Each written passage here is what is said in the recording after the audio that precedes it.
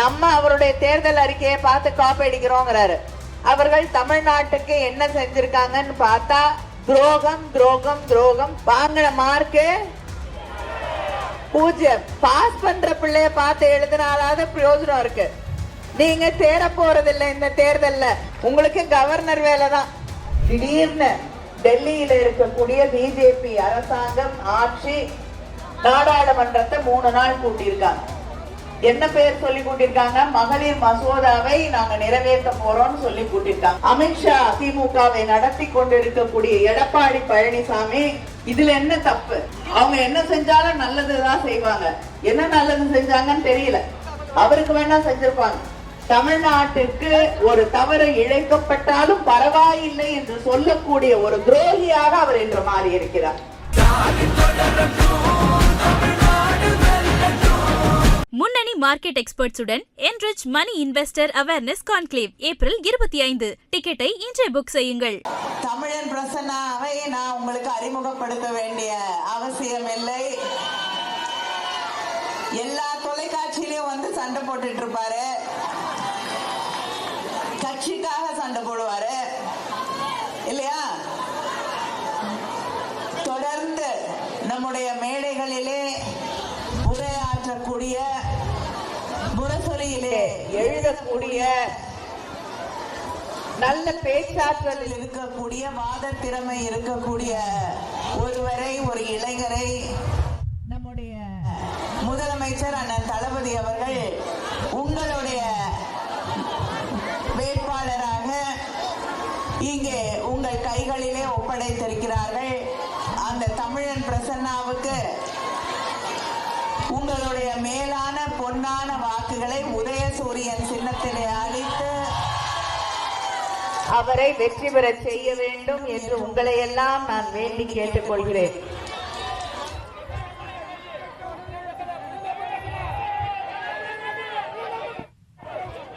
சரி, வெற்றி நிச்சயம் என்றால் எனக்கு மகிழ்ச்சி தான்.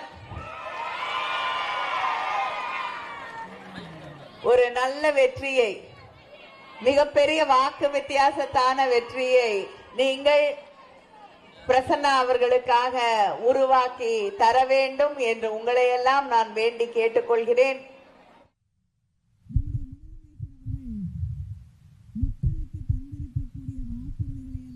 நிறைவேற்றி தந்திருக்கக்கூடிய முதலமைச்சர் நம்முடைய முதலமைச்சர் அண்ணன் தளபதி அவர்கள்.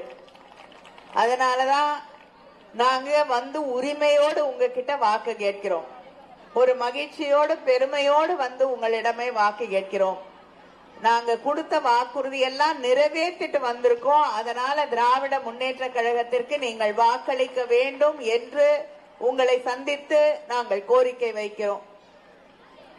ஆனால் எதிரணியிலே இருக்கக்கூடியவர்கள் உங்களை வந்து சந்தித்து வாக்கு கேட்கக்கூடிய சூழலிலே அவர்கள் தமிழ்நாட்டுக்கு என்ன செஞ்சிருக்காங்கன்னு பார்த்தா துரோகம் துரோகம் துரோகம், துரோகத்தை தவிர வேறு எதுவும் இல்லை. கொடுத்த வாக்குறுதி எதையாவது நிறைவேற்றிருக்காரா எடப்பாடி பழனிசாமி? இல்ல. நம்ம அவருடைய தேர்தல் அறிக்கையை பார்த்து காப்பி அடிக்கிறோங்கிறாரு. நான் ஒண்ணு சொல்றேன், நீங்க எந்த வாக்குறுதியும் நிறைவேற்றினதில்ல. வாங்கின மார்க்கு 0. இதுல உங்களை பார்த்து நாங்க காப்பி அடிக்கணும்னு என்ன அவசியம் இருக்கு? பாஸ் பண்ற பிள்ளைய பார்த்து எழுதினாலாவது பிரயோஜனம் இருக்கு.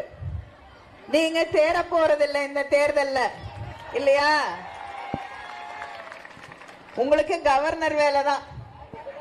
இந்த தேர்தல் முடிஞ்சா உங்களுக்கு ஏதாவது ஒரு மாநிலத்துல கவர்னர் வேலை உறுதி செய்யப்பட்டிருக்கும். அதனால உங்களை பார்த்து காப்பி அடிக்க வேண்டிய அவசியம் இல்ல. 2016ல அதிமுக ஒரு தேர்தல் அறிக்கை வெளியிட்டது. அந்த தேர்தல் அறிக்கையில 27வது பக்கத்துல செல்போன் கொடுக்கிற குடும்ப அட்டைதாரர்களுக்கு செல்போன் கொடுக்கிறேன் நாங்க சொன்னாங்களா? ஞாபகம் இல்ல? அவங்களும் மறந்துட்டாங்க, நீங்களும் மறந்துட்டீங்க. ஆனா அந்த தேர்தல் அறிக்கையில அவங்க அதுக்கப்புறம் ஆட்சிக்கு வந்தாங்க. தேர்தல் அறிக்கையில செல்போன் கொடுக்கிறேன் நாங்க. அந்த செல்போனை வாங்கினவங்க இங்க யாராவது இருக்கீங்களா? அங்க மேல இருக்கீங்களா? வாங்கினீங்களா? இல்லையா? யாருக்கா தெரியுமா வாங்கினவங்கள? பிரசன்னாக்கு தெரியுமா? தெரியாதா? நானும் தமிழ்நாட்டுல எங்க போனாலும் கேக்குறேன், அந்த செல்போனை வாங்கினவங்க யாராவது இருக்காங்களான்னா இல்ல. இந்த லட்சணத்துலதான் எடப்பாடி பழனிசாமி தேர்தல் வாக்குறுதியை நிறைவேற்றிருக்காரு. ஒரு செல்போன் கொடுக்கிறதுக்கு மனசில்லை, அந்த தேர்தல் வாக்குறுதியை காப்பாற்றுவதற்கு துப்பில்ல. அவர் நம்ம தேர்தல் வாக்குறுதிகளை நிறைவேற்ற மாட்டோம் என்று பேசிக் கொண்டிருக்கிறார். இதேதான் போன தேர்தலையும் சொன்னாரு, 1000 ரூபாய் கொடுக்க மாட்டாங்கன்னாரு. இன்னைக்கு 1,31,00,000 சகோதரிகளுக்கு 1000 ரூபாய் மகளிர் உரிமை தொகையை தந்திருக்கக்கூடிய ஆட்சி திராவிட முன்னேற்ற கழக ஆட்சி. அடுத்து ஒரு மாசத்துல மறுபடியும் முத்துவேல் கருணாநிதி ஸ்டாலினோட ஆட்சி. 1000 ரூபாய் 2000 ரூபாயாக உயர்த்தி வழங்கப்படும். இந்த வாக்குறுதிகளை எல்லாம் நாம் நிறைவேற்றி தந்திருக்கிறோம். இளைஞர்களுக்கு, கல்லூரியில படிக்கக்கூடிய நம்ம வீட்டு பிள்ளைகளுக்கு நம்முடைய முதலமைச்சர் அவர்கள் 1000 ரூபாய் தருகிறார். அவங்க படிப்பு தடைபடக்கூடாது, அவங்களுக்கு உதவியா இருக்க வேண்டும் என்பதற்காக 1000 ரூபாய் தந்து கொண்டிருக்கக்கூடிய முதலமைச்சர் ஆட்சி மறுபடியும் வந்தவுடன், திராவிட மாடல் ஆட்சி 2ஆம் முறையாக வந்தவுடன் அது 1500 ரூபாயாக உயர்த்தி வழங்கப்படும். படிச்சு முடிச்சுட்டு வேலைக்கு போகக்கூடிய இளைஞர்களுக்கு பயிற்சிகள் வழங்கப்பட்டு அந்த இளைஞர்களுக்கு, இளம் பெண்களுக்கு வேலை கிடைக்க அந்த 6 மாசத்துக்கு 1500 ரூபாய் ஒவ்வொரு மாதமும் அவர்களுக்கு வழங்கப்படும். இப்ப புதுசா செயற்கை நுண்ணறிவு அப்படின்னு ஏஐ டெக்னாலஜி எல்லாத்துலயும் வந்துருச்சு. போன்ல வந்துருச்சு. சாட் ஜிபிடி எல்லாம் நீங்க பயன்படுத்திக்கிட்டு இருக்கலாம். இளைஞர்கள் எல்லாம் நிச்சயமா சாட் ஜிபிடி பயன்படுத்திட்டு இருப்பீங்க. ஏஐ இல்லாத இடமே இல்லை. ஆபரேஷன் பண்றதுல இருந்து எல்லாத்துக்கும், வீட்டு வேலை செய்யறதுல இருந்து எல்லாத்துக்கும் ஏஐ வந்துருச்சு. அதனால தலைவர் கலைஞர் அவர்கள் தான் முதலாக தகவல் தொழில்நுட்ப துறைக்காக ஒரு பாலிசியை கொண்டு வந்தது. இந்தியாவிலேயே தலைவர் கலைஞர் அவர்கள் தான். கம்ப்யூட்டர்ஸ பள்ளிக்கூடங்களிலே அறிமுகப்படுத்தி அந்த கல்வியை கொண்டு வந்து இன்னைக்கு நம்முடைய இளைஞர்கள், இளம் பெண்கள் உலகம் முழுவதும் வேலை பார்க்கக்கூடிய வாய்ப்பை உருவாக்கி தந்தது தலைவர் கலைஞர் அவர்கள். அந்த வழியிலே இன்று நம்முடைய முதலமைச்சர் அண்ணன் தளபதி அவர்கள் எல்லா துறைகளிலும் படிக்கக்கூடிய மாணவர்களுக்கு ஏஐ டெக்னாலஜி சொல்லி தரப்படும். இன்னைக்கு நான் முதல்வன் திட்டத்தின் வழியாக நம்முடைய பிள்ளைகள் உலகம் முழுவதும் இருக்கக்கூடிய இடங்களிலே வேலை செய்து கொண்டிருக்கிறார்கள், படித்துக் கொண்டிருக்கிறார்கள். ஒரு பெண் ஜாப்பனீஸ்ல முதலமைச்சர் அவர்களுக்கு நாங்க வேலை பார்த்துட்டு இருக்கேன். ஜப்பான்ல நான் முதல்வன் திட்டத்தின் வழியாக வேலை கிடைத்து அங்கே பணியாற்றி கொண்டிருக்கிறேன் என்று ஜப்பானிய மொழியில நம்முடைய முதலமைச்சருக்கு நன்றி தெரிவித்தது. இவங்க ஹிந்தி படிங்கிறாங்க. ஹிந்தி படிச்சு ஆக போறது ஒண்ணும் இல்ல. ஆனால் நம்முடைய முதலமைச்சர் தெரிவித்திருக்கிறார்கள், அடுத்த முறை ஆட்சிக்கு வந்தவுடன் கல்லூரிகளிலே நம்முடைய இளைஞர்கள், இளம்பெண்கள் வெளிநாடுகளுக்கு வேலைக்கு போய் அங்கே பயன்பெறக்கூடிய வகையிலே வெளிநாடுகளிலே இருக்கக்கூடிய மொழிகளை தேவைப்பட்டால், அவர்கள் விருப்பப்பட்டால் அது அவர்களுக்கு கற்றுத்தரப்படும். ஏஐ டெக்னாலஜி உலகத்தில் இருக்கக்கூடிய மற்ற நாடுகளின் மொழிகள் என்று அத்தனை புதுமைகளையும் கொண்டு வந்து நம்முடைய இளைஞர்களுக்காக தரக்கூடிய ஆட்சி திராவிட முன்னேற்ற கழக ஆட்சி. இதையெல்லாம் தாண்டி நம்முடைய சகோதரிகள் வேலை சுமை அதிகமா இருக்கு வீட்டுல, அதை குறைப்பதற்காக என்ன சொல்லியிருக்காரு? எவ்வளவுமா? 8000 ரூபாய்க்கான கூப்பன் தருகிறேன் என்று முதலமைச்சர் சொல்லியிருக்காரு. ஏன் கூப்பன்? சில பேர் சொல்றாங்க நேரா பேங்க்ல நான் காசை போட்டுருவேன், நீங்க ஏன் காசை போட மாட்டேங்கிறீங்க அப்படிங்கிறாங்க. காசை பேங்க்ல போட்டா அந்த காசு இவங்க கைக்கு வராது. மோடி எடுத்துட்டு போயிடுவாரு.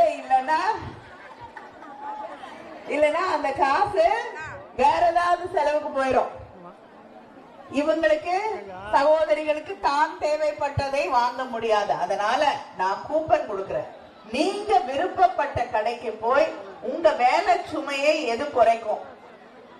துணி துவைக்கிறது கஷ்டமா இருந்தா வாஷிங் மெஷின் வாங்குங்க, மாவை அரைக்கிறது கஷ்டமா இருந்தா கிரைண்டர் வாங்குங்க என்று உங்களுடைய வேலை சுமையை குறைப்பதற்கான நீங்கள் விரும்பக்கூடிய எதை வேண்டும் என்றாலும் வாங்கிக் கொள்ளுங்கள் என்று நம்முடைய முதலமைச்சர் அவர்கள் 8000 ரூபாய்க்கான கூப்பனை வழங்கியிருக்கிறார்கள். அது மட்டும் இல்லாமல் இந்த எழும்பூர் தொகுதியில 20.16 கோடி செலவுல மேம்படுத்தப்பட்டுள்ள சேத்துப்பட்டு பசுமை பூங்கா திறக்கப்பட்டிருக்கிறது. எழும்பூர் புதுப்பேட்டை பகுதியில காவலர் குடியிருப்பு வளாகத்துல ரூபாய் 100 கோடி மதிப்பில புதிதாக 596 காவலர் குடியிருப்புகள் கட்டப்பட்டிருக்கிறது.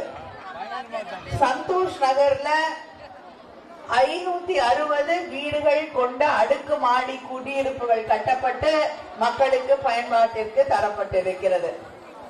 இது மட்டும் இல்லாமல் இந்த பகுதியிலே நாம் ஆட்சிக்கு வந்தவுடன் வேலைக்கு போகக்கூடிய சகோதரிகளுக்கு பயன்படக்கூடிய வகையிலே தோழி விடுதிகள் கட்டப்பட்டு அதை நம் சகோதரிகளுக்காக அது அர்ப்பணிக்கப்படும்.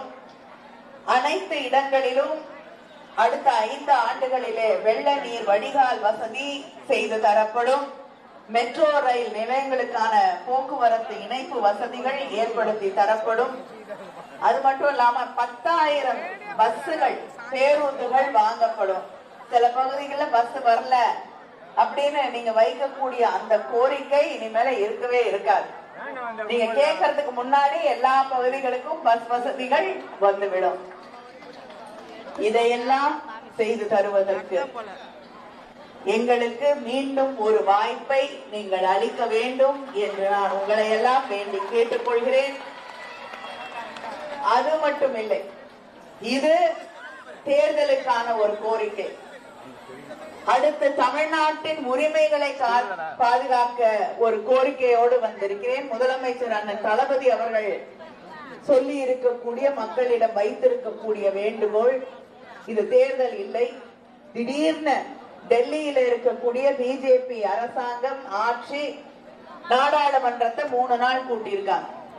என்ன பேர் சொல்லி கூட்டிருக்காங்க? மகளிர் மசோதாவை நாங்க நிறைவேற்ற போறோம்னு சொல்லி கூட்டிருக்காங்க. மகளிர் மசோதாவுக்கு நாம் எதிரி அல்ல, தொடர்ந்து அதை நிறைவேற்றணும்னு தலைவர் கலைஞர் அவர்கள் காலம் தொட்டு சொல்லி இருக்கக்கூடியவர்கள் நாங்கள்.